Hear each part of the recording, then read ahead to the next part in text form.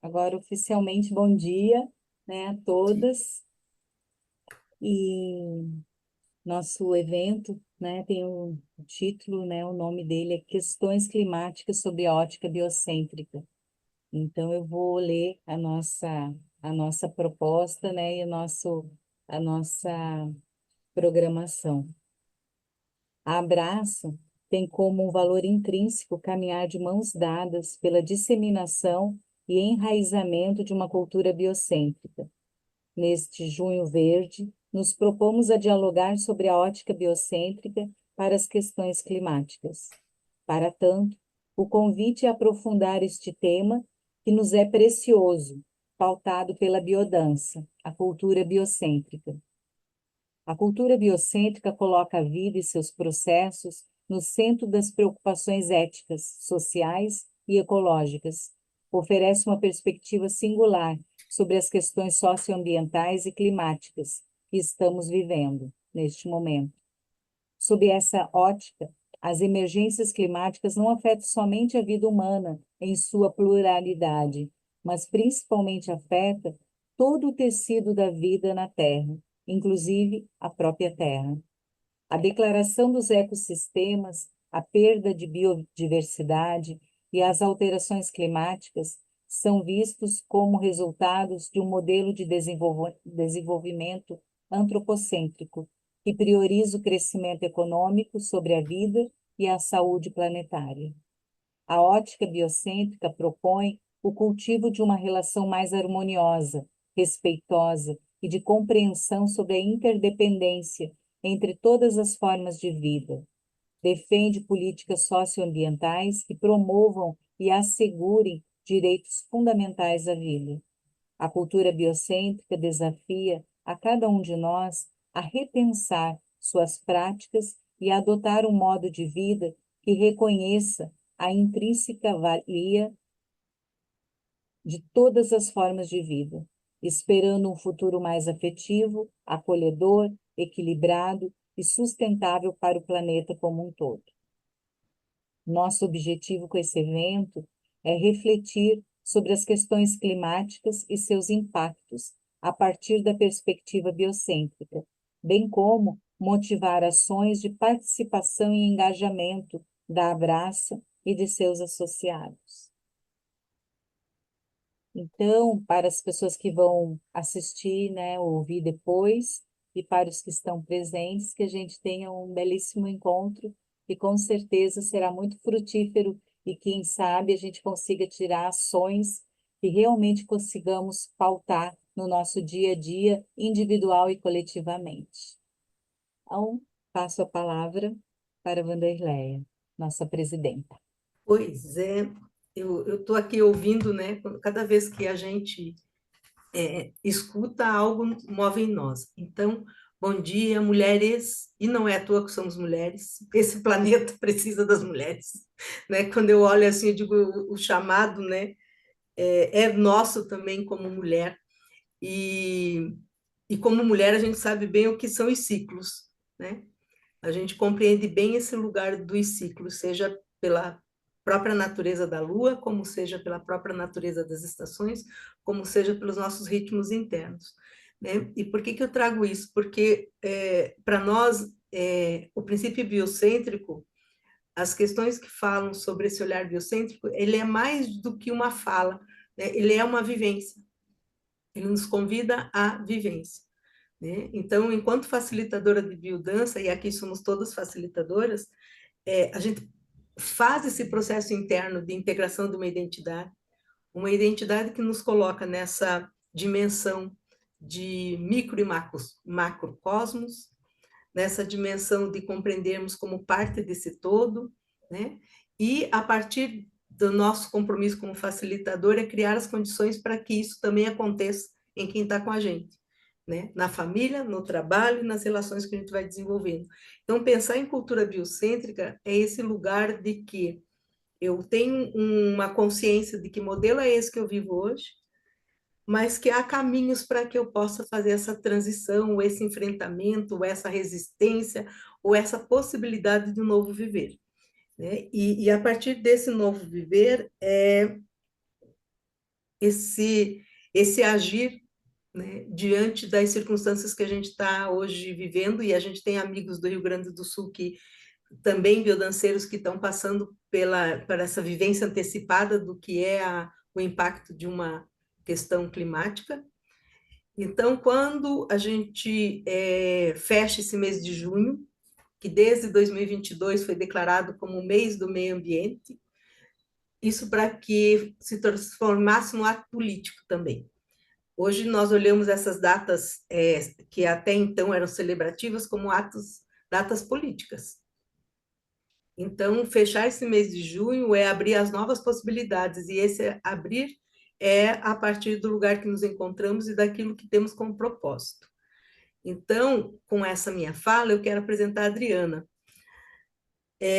A Adriana, nos conhecemos há muitos anos pela Rede de Educadores, né, aqui do Paraná, Rede de Educadores Ambientais do Paraná, mas também como professora da universidade, né, da UniOeste, da região de Guarapuava, né, também É Unicentro, Vanderlei. Unicentro, no As UniOeste pessoas é sempre ele, confundem, não tem problema. exatamente, Unicentro, né, da região de Guarapuava. Ela é bióloga de formação, então isso também nos coloca nesse lugar de compreender, porque a biodança tem uma base biológica muito, eu diria, estruturante, e a partir dessa base biológica, as questões sociais, relacionais e existenciais, né? Ela é muito qualificada em termos de mestrado, doutorado, de apoiamento à escrita de artigos. Então, assim, quando eu olho aqui o teu currículo, Adriana, eu dizia, gente, às vezes a gente também não tem noção com quem caminha, né?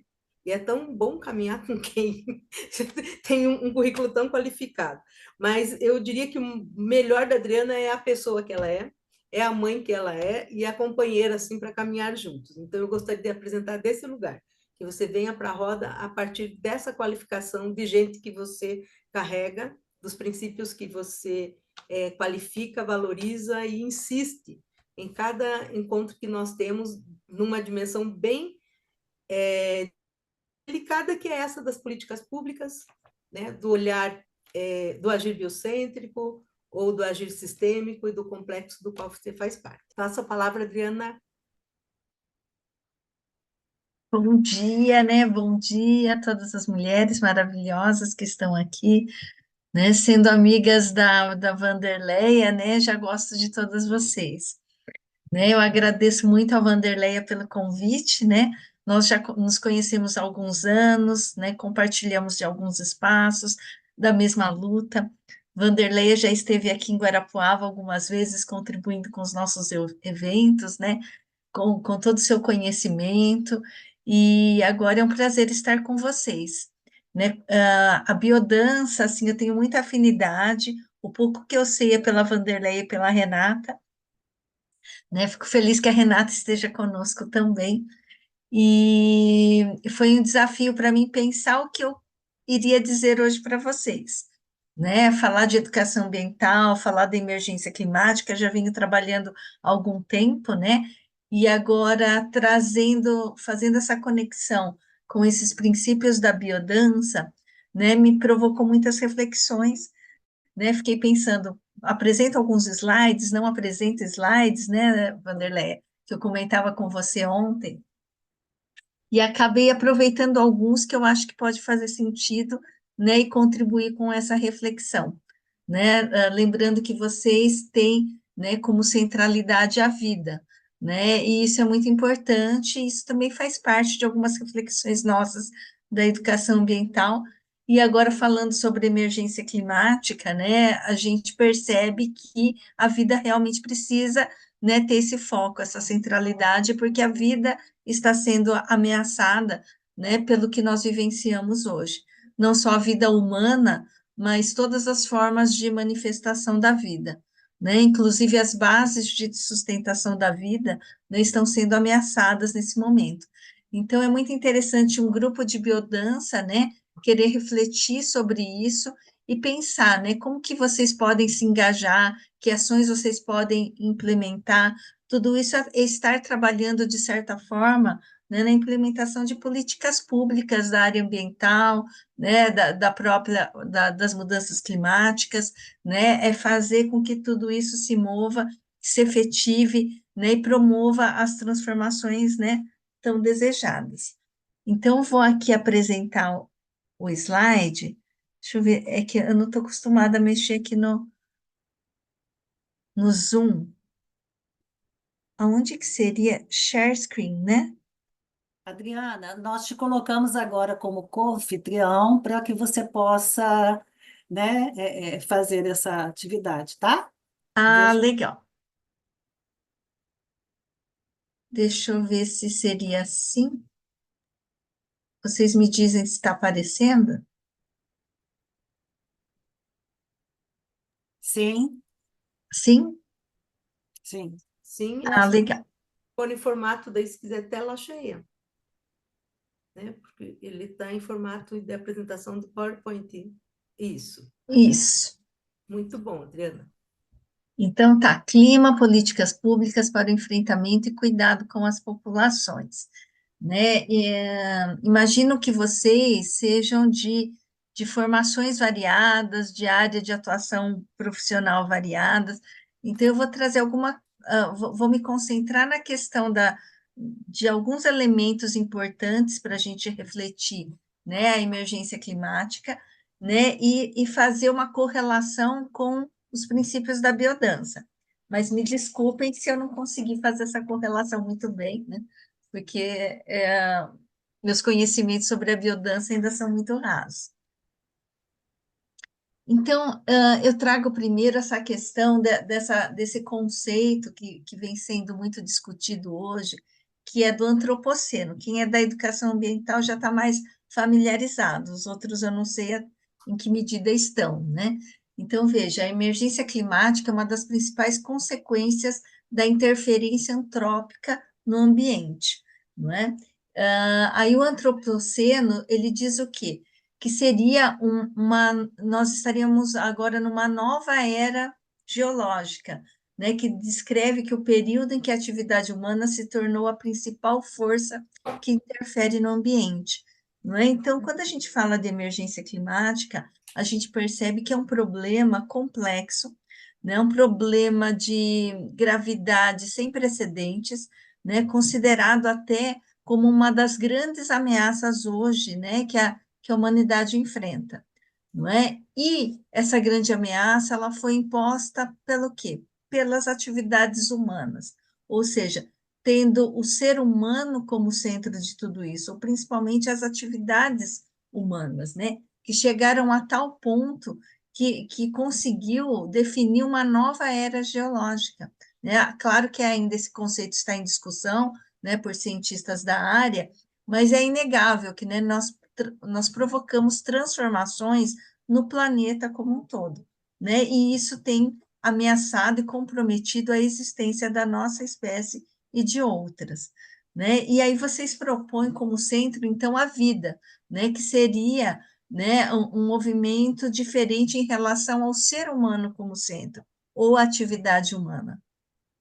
Mas alguns já começam a questionar, né, esse conceito de antropoceno e começam a se falar em capitaloceno, né? Esse eu não sei se vocês já ouviram falar, né? Porque se coloca assim que na verdade, né, não seria justo a gente culpabilizar, né, a espécie humana como um todo, porque não são todos que igualmente se apropriam dos recursos naturais e se beneficiam deles, e não são todos que contribuem da mesma forma com a degradação ambiental.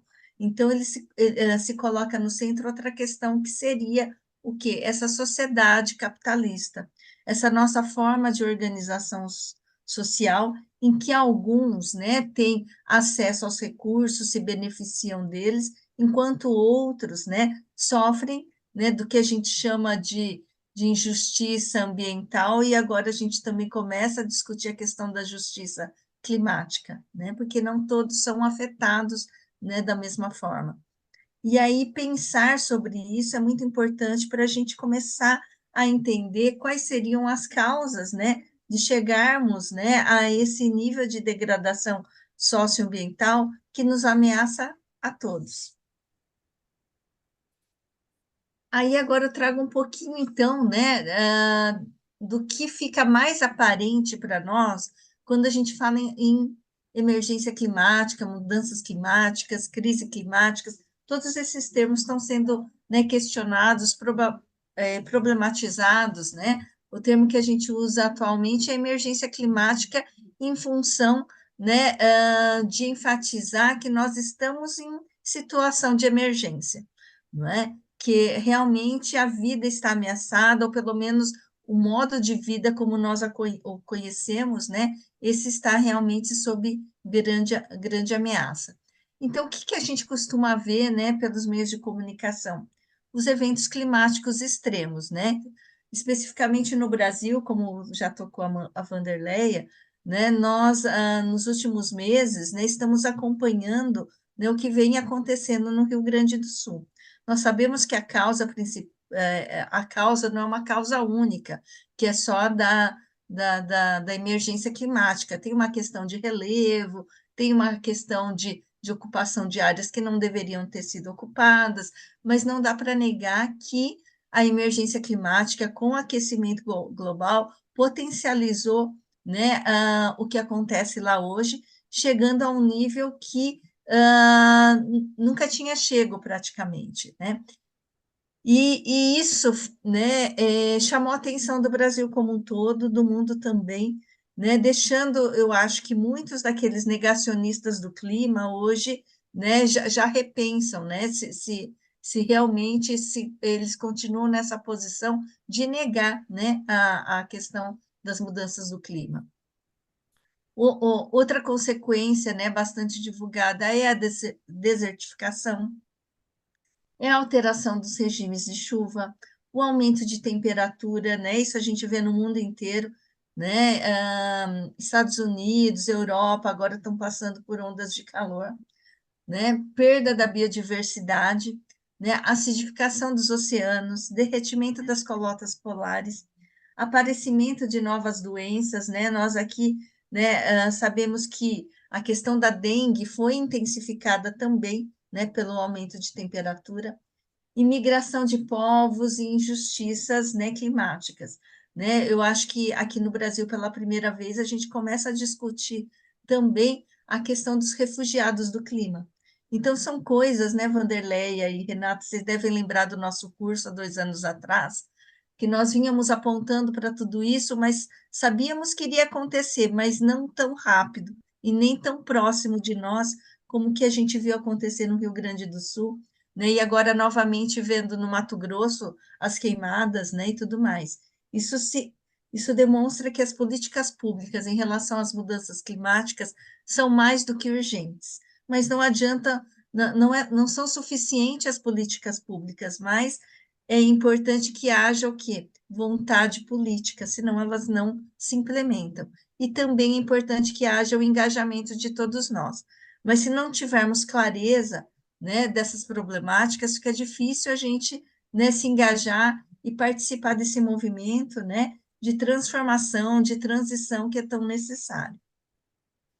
Mas aí quais seriam as causas, né, pelas quais vivemos hoje essa emergência climática? Então, às vezes, a gente não tem tão claro de quanto nós, né, contribuímos, né, com essa situação, né, que é encontrada hoje. Então, as discussões, elas se pautam muitas vezes e se enfatiza, né, os problemas, os eventos climáticos extremos, né, e às vezes um pouco menos as causas. Então, as causas, a gente poderia dizer, a grosso modo, que seria a emissão de gases de efeito estufa, né? Quais são esses gases, né? Achei bem legal o vídeo que inicia, né, com o relato de como se fosse a atmosfera dizendo, né, tudo que a gente fez com ela, e isso seria a grande causa, mas seriam as emissões. Que gases são esses? Dióxido de carbono, metano e óxido nitroso. Mas por que a gente emite esses gases, né, numa quantidade, né, tão grande, né, que foi capaz de mudar, né, o clima da Terra? Né? Veja, os gases, o dióxido de carbono é emitido pela queima de combustíveis fósseis. e também a queima de materiais orgânicos, não é? Então, a indústria, a agroindústria, a floresta queimando, não é? Tudo isso causa esse tipo de problema. Além do desmatamento, o agronegócio, a agropecuária, a mineração, a urbanização, né? Além dos hábitos de consumo insustentável. Ou seja, tudo que fazemos diariamente, né, pode emitir mais ou menos gases de efeito estufa. Então, é muito importante que a gente entenda que a atividade emite e qual é a minha participação nessas atividades que emitem esses gases. Não é? Isso pode nos levar a ter maior clareza, né, nas mudanças que são necessárias, né, para nós estarmos implementando no nosso cotidiano, né, seja no âmbito individual, seja no âmbito coletivo, no âmbito das políticas públicas que já prevêem, né, metas de diminuição da emissão de gases. Mas às vezes fica muito mais evidente nas mídias a questão da queimada das florestas, né, do desmatamento da Amazônia, que é fundamental que a gente, né, pare com essas atividades imediatamente. Mas também existem aquelas ações que são nossas, que passam pelos nossos hábitos de consumo, nossos hábitos alimentares, nossas atividades, né, do cotidiano. Então, o que podemos fazer, né, diante, né, desse quadro, né, de degradação socioambiental sem precedentes, né? Então, nossas intervenções devem ser agora e com ações contínuas ao longo de nossas vidas. Ou seja, o IPCC, né, os dados científicos apontam que nós não temos mais como reverter, né, esse quadro, né, de emergência climática, pelo menos nas próximas décadas, ou seja, iremos conviver com essas consequências por muito tempo, não é? Mas nós precisamos implementar ações imediatas. Para que, então, se não é possível reverter o quadro? Não é? Para pelo menos mitigar, para pelo menos minimizar essas consequências. Então, nós precisamos hoje de ações imediatas que limitem a magnitude ou o ritmo do aquecimento global e suas consequências. Geralmente envolve a redução da emissão desses gases de efeito estufa, né? Então, a gente escolheu essa imagem, né, dos ciclistas, porque o transporte, né, como a gente viu, tem a ver com a queima de combustível fóssil. Então, repensar, será que sempre eu preciso do carro? Será que eu não posso usar, né, a bicicleta, né, como uma alternativa, ou mesmo uma caminhada, né? Aquelas pessoas, às vezes, que estão acostumadas com o carro, às vezes vão andar apenas alguns quilômetros e já necessitam do carro. Usar mais transportes públicos, né? Mas para isso a gente precisa, né, que melhore, né, a condição desses transportes públicos. Então a gente percebe que a questão da emergência climática é um problema de ordem complexa e, na verdade, ela é transversal a todas as políticas públicas, né? As políticas públicas relacionadas ao transporte, à alimentação, à produção de alimento, ao saneamento, às moradias, né? Porque ela consegue ter consequências interferindo em todos os âmbitos da vida. Então, nós podemos, nesse sentido, pensar em descarbonizar as nossas vidas. Então, começa a ser inserido um vocabulário, né, um tanto que não é comum no nosso cotidiano, mas que nos faz ter mais clareza do que é necessário, né? Se a causa principal, né, da emergência climática são os gases, né, de efeito estufa, ou seja, o carbono emitido, então descarbonizar seria uma forma da gente estar implementando mudanças, né? Então, descarbonizar significa limitar ou eliminar a utilização de fontes de energia que emitem carbono, de modo a reduzir a emissão de gases de efeito estufa. Outra questão que é muito discutida agora é a adaptação, e às vezes ela é questionada, né? Alguns dizem, mas se a gente pensar em adaptar, até os jovens do projeto que eu faço parte, né? Os jovens, né, eles são muito motivados, né? E às vezes um tanto radicais, né? Alguns jovens questionam, mas se eu pensar em adaptar, eu já estou dizendo que não tem mais jeito mesmo, não é?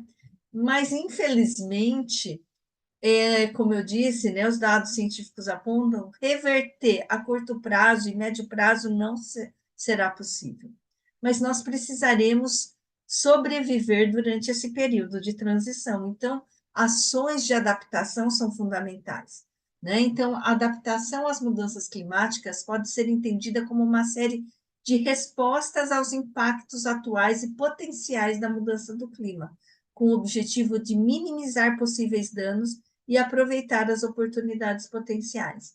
Então, o que acontece lá no Rio Grande do Sul, né, hoje, né, eles vão ter que trabalhar muito nessa questão de adaptação, porque cidades foram dizimadas. Como será, né, a recuperação de tudo isso e a ocupação desses locais? Alguns locais não poderão ser ocupados novamente, porque sofrerão constantemente, né, eventos extremos como aquele.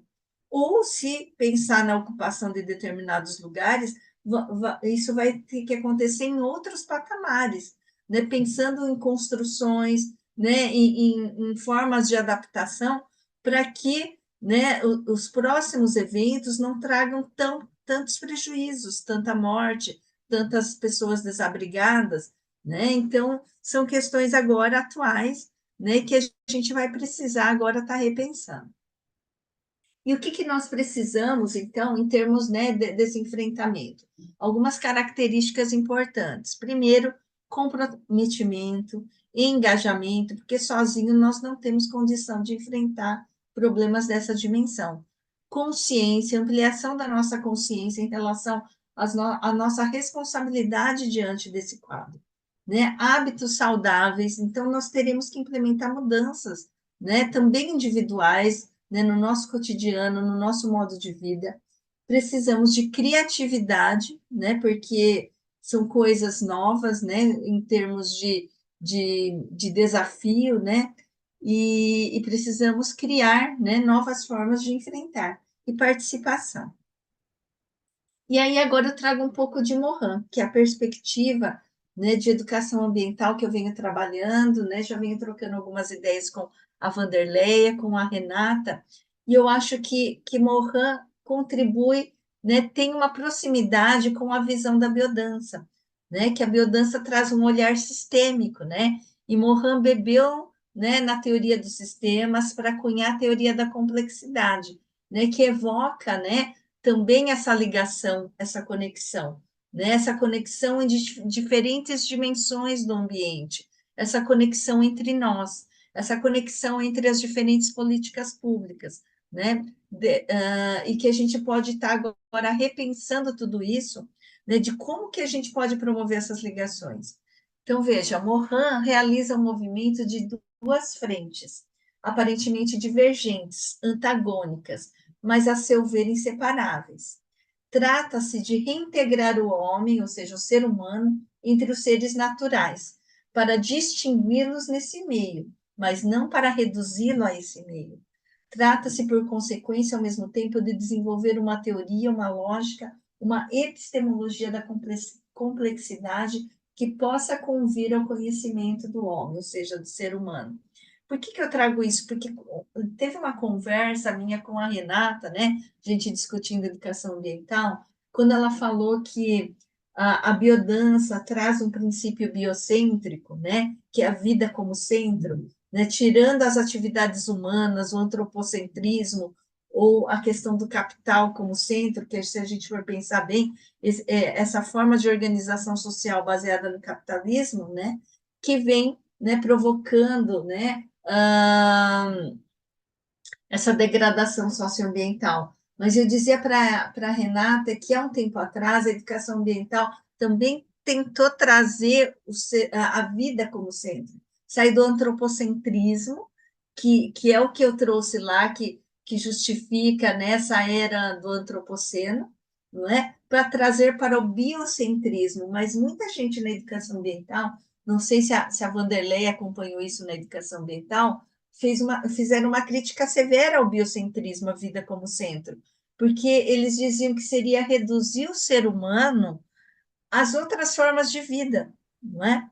E que a gente estaria tirando, né, desconsiderando as particularidades da espécie humana, né, em termos de desenvolvimento intelectual, cultural e social, não é? Nós não podemos esquecer que o ser humano é vida, não é um ser biológico, mas reduzir ele às outras formas de vida seria desconsiderar, não é, as outras aquisições que são particulares de uma espécie, que é a espécie humana, né? Então, eu trouxe essa reflexão que seria um meio termo disso, né? Quando eu digo que Morin realiza um movimento de duas frentes, aparentemente divergentes, ou seja, a gente precisa reintegrar o ser humano à natureza, que é uma discussão DA. O ser humano é natureza. Não é? Essa visão dicotômica não contribui, inclusive agrava os problemas.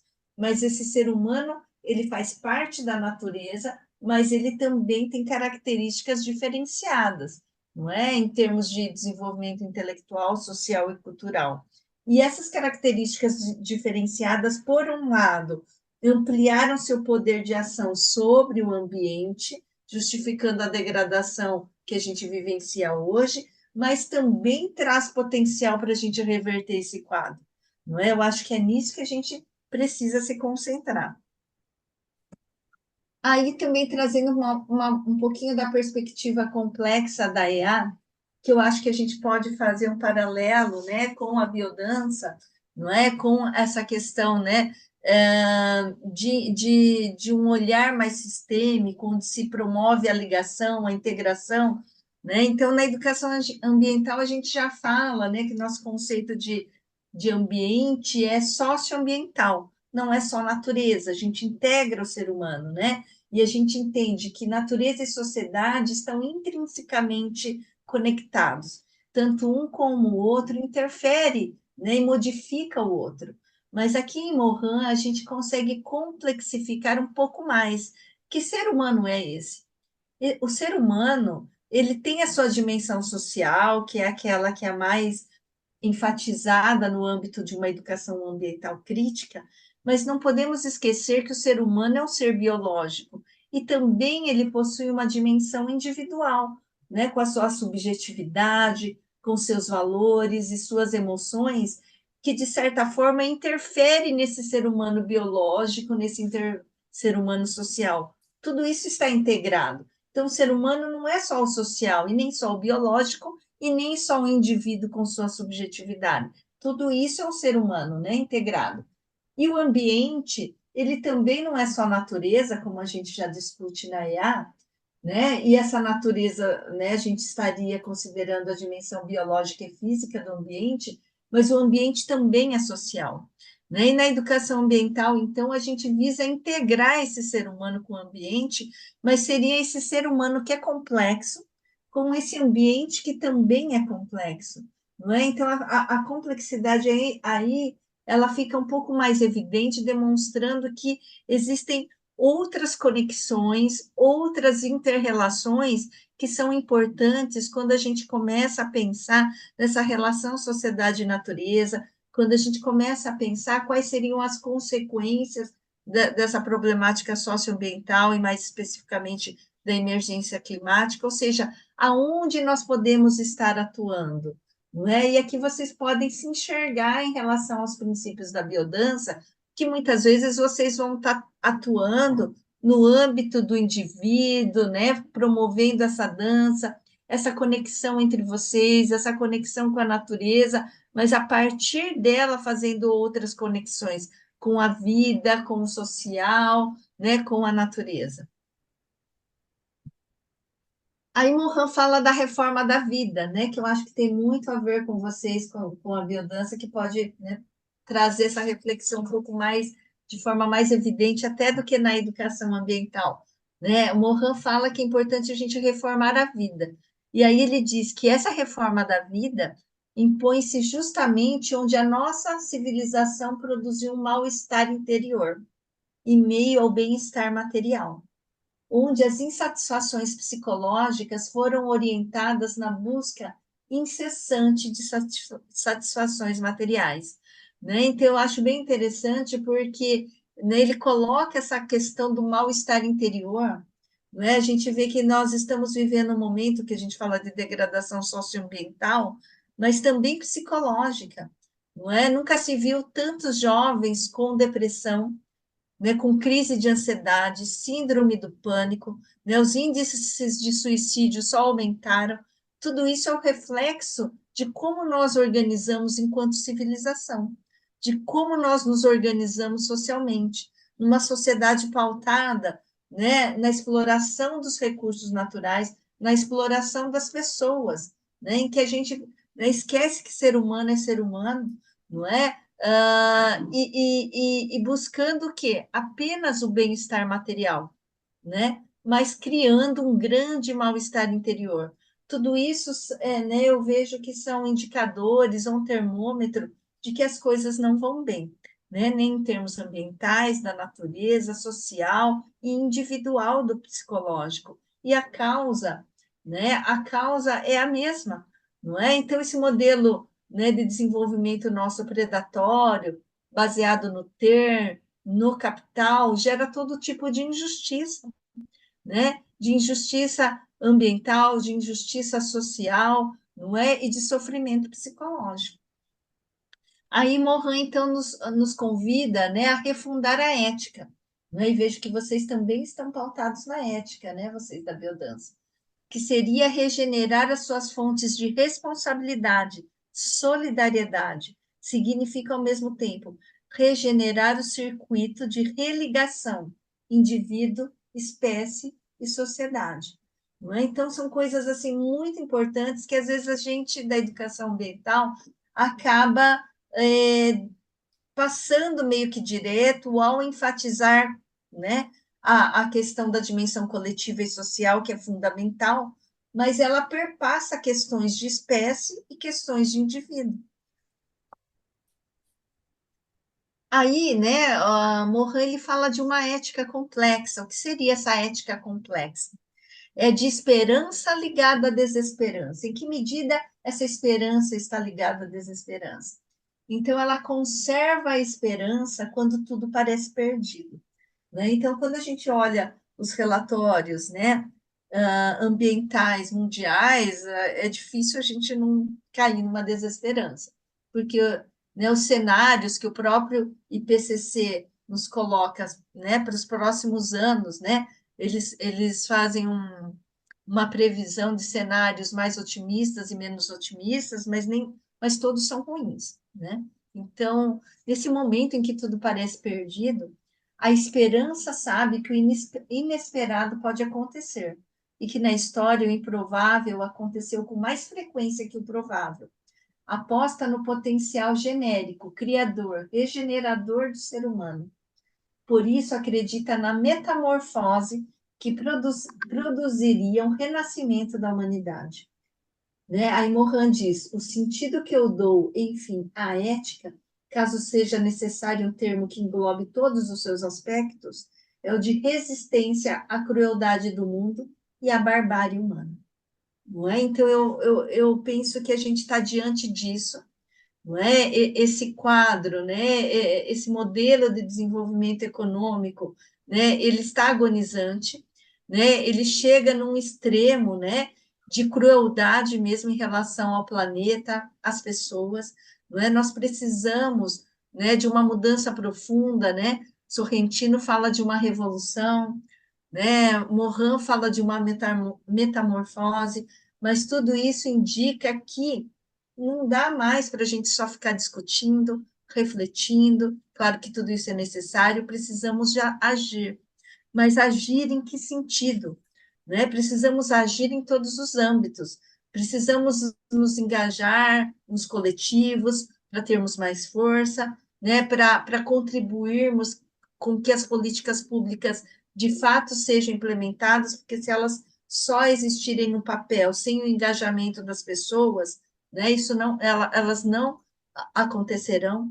Mas talvez para que haja esse engajamento das pessoas, as pessoas também precisam ter maior clareza, né, conhecimento dessas problemáticas e fazer a conexão, né, com elas enquanto indivíduo, não é? E começar a promover mudanças interiores, não é? Por isso é uma ligação, uma conexão em todos os sentidos, né? Uma conexão da gente com a gente mesmo, com a nossa essência, né, em relação àquilo que nos faz sentido, aquilo que nos move, aquilo que nos dá significado à vida, porque o que essa sociedade pregou, né, tem demonstrado que não é o caminho. Não é se fosse, né, essa promessa de felicidade a partir do ter, nós não teríamos tanta gente com depressão, né, com ansiedade, com síndrome do pânico. Só que ainda a maioria continua apostando, né, o seu vazio, né, existencial, né, no ter, na aparência. Então essa conexão conosco mesmo é fundamental. Isso nos coloca numa situação posterior de aí sim promover conexão entre nós, entre os seres humanos, como ocorre com vocês aqui nesse grupo de biodança, para posteriormente a gente conseguir nos conectar com algo mais amplo, em coletivos, né, no engajamento, cobrando, né, a efetividade dessas políticas públicas, né? Eu acho que minha fala seria por aí, né? Agradeço a atenção, né? Deixa eu, como que eu faço agora para parar o slide aqui? Stop sharing. Isso. Então é isso, gente. Eu não sei se eu consegui fazer a conexão entre vocês, os princípios, a emergência climática, né? Mas agora estou aberta a perguntas, ou não sei se agora vocês vão refletir entre vocês e discutir. A gente celebra com você, Adriana.